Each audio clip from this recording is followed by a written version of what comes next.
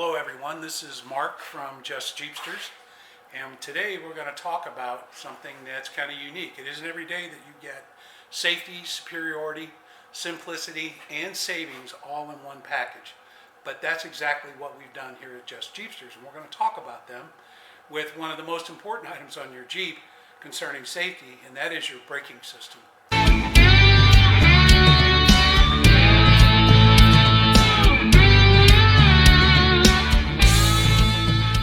Brake conversions out there for the Dana 25, the Dana 27, and the Dana 30, which are all popular four-wheel drive front axles. You can see we're working here today on a 67 Jeepster Commando, which has the Dana 27 front end.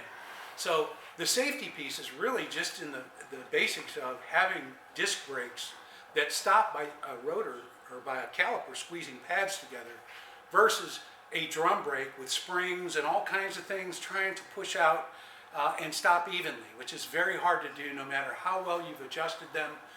If you have to slam your brakes on and you have the factory 10 or 11 inch drum brakes, it's bound to pull to one side or the other. It's just the nature of the beast with drum. So the safety you get in converting to disc is just really a tremendous thing to think about for you and your family if you're driving along. And also it really falls in line with superiority, and we're going to talk about some of these products that we believe are superior to the other designs, starting with right off the bat. Take a look at this rotor. Here you have a rotor that's 12 1/4. That's the biggest rotor of all these kits out there. And it's also 1 1/8 inch wide, and it's vented. So you think about, why would a bigger rotor give you better stopping power? Well, a lot of it has to do with the ability to dissipate that heat when you stop, as well as the ability to get all of the pad against this rotor surface stopping power.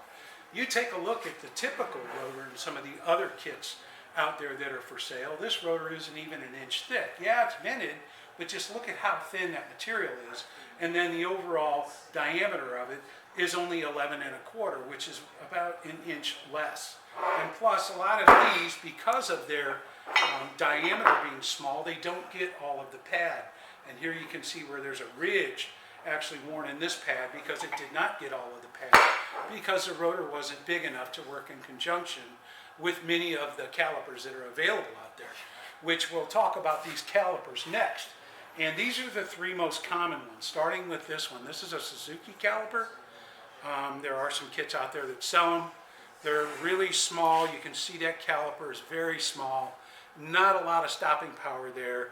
And also, this is not a real easy item to keep replacing. So if you need another one, I don't know how long it's going to be before they're just not around. All of these are remanufactured as far as I know. I don't even believe there's any new ones made out there. And then you have what I call the very typical in disc brake conversions, the Gm Caliper. This is a really nice heavy-duty caliper. You can see a large piston in it. However, it requires a tremendous amount of grinding on its surface. And when I say grinding, this is machine work. If you tried to do these grinds by hand, the amount of time you'd spend there just wouldn't be worth what you'd have to spend to get your brakes to work. So we have come up with a caliper design. It's a GM design, and you can see it's got a rather large piston, gives you plenty of stopping power there, and requires no grinding. And it's also already coated in black, kind of reduce some of that rust. And then one of the other components that really makes disc brakes possible are the Caliper Brackets. There's a couple other different designs of Caliper Brackets out there. I don't have them all, but one in particular is this one. Very common. You can see this bolts up to your hub and allows you to bolt a caliper on it. The Caliper Brackets that we have are a three-piece design. And this is what allows us to clear some of the steering knuckle components and things like that. It's tapered off through here, tons of strength in it, very thick, heavy metal, and keeps you from having to grind on the caliper, along with having to grind anything on your steering knuckle. So that's some of the really superiority of this product. And I also want to talk about the simplicity of replacing these components.